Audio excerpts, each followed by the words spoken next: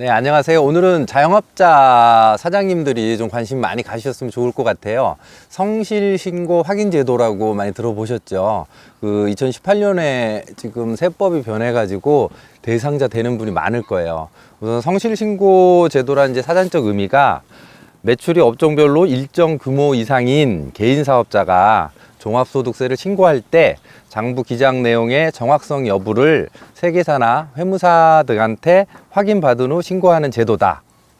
말은 좀 어렵게 되어 있는데요. 쉽게 말해서 어떤 매출액 이상이 되면은 종합소득세 신고할 때 편하게 그냥 혼자 하시는 게 아니고 세무사나 회계사가 확인을 해서 신고를 해야 된다는 거예요.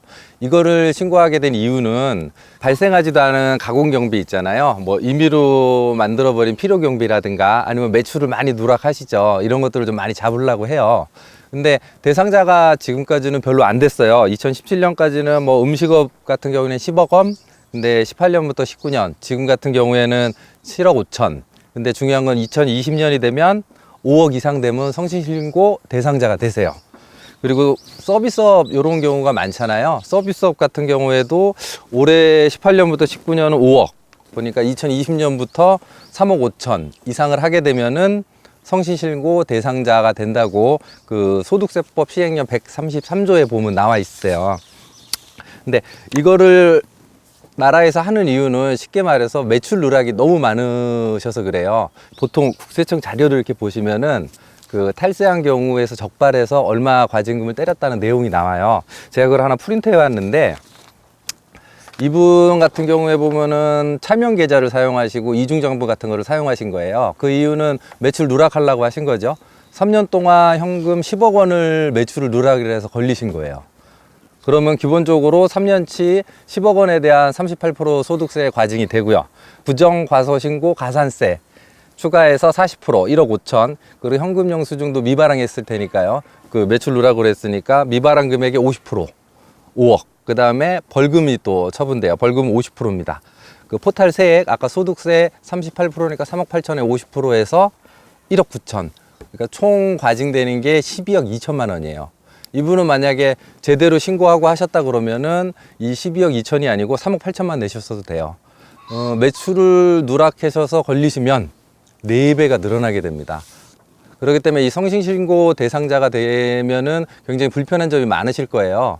그러기 전에 법인 전화를 하셔야 돼요. 왜냐하면 성실신고 대상자가 되신 후에는 법인을 전환을 하더라도 3년 동안은 성실신고 기준자의 대상이 되기 때문에 법인 전환 이후에도 3년 동안 하셔야 돼요. 그렇기 때문에 내 매출액이 만약에 내가 음식점을 한다, 근데 연 5억 이상 넘을 것 같다, 내년 후년에, 그렇게 되면은 미리 법인 전환 하시는 게 좋고요. 나 서비스업 같은 경우에 2020년부터 3억 5천이니까 한 달로 따지면 한 3천만 원 정도예요. 그 3천만 원 매출은 거의 잘 나오는 자영업자분들이 많으니까 거의 서비스업은 이 성실신고 확인 제도에 걸린다고 보시면 돼요. 그러기 전에 서비스업 같은 경우에 매출액이 좀 많이 오른다 그러면 법인 전환을 상당히 많이 고민해야죠. 보통 이 성실신고 내용 같은 거 보면 그 수입 금액, 그 다음에 필요 경비, 그 다음에 사업용 계좌 가지고 계신 거 있잖아요. 그것까지 다 확인을 합니다. 그 중간에 세무사나 회계사들이 그거를 받아서 확인을 해서 제대로 됐나 확인을 하고 세무서에 신고를 하게 되는데, 보통 생각하면 세무사나 회계사가 좀 조정을 해줄 것 같잖아요. 아니에요. 왜냐하면 그분들이 그 성실신고 확인 그 선정을 받아서 신고를 하는데 거기에 틀린 부분이 있다. 나중에 이 자영업자가 세무조사를 받았는데 그 신고했던 게 내용이 틀리다. 그럼 이분들은 라이센스가 없어질 수도 있어요.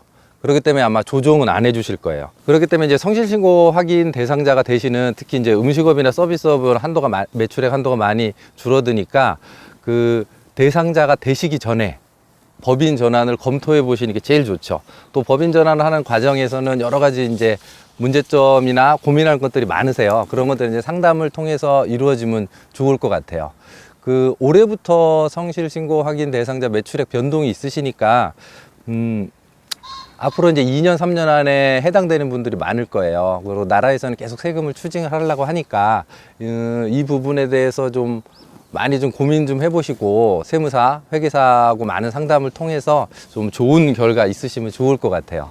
오늘은 그냥 간단하게 우선 성실신고 확인 대상자에 대해서 한번 알아봤습니다.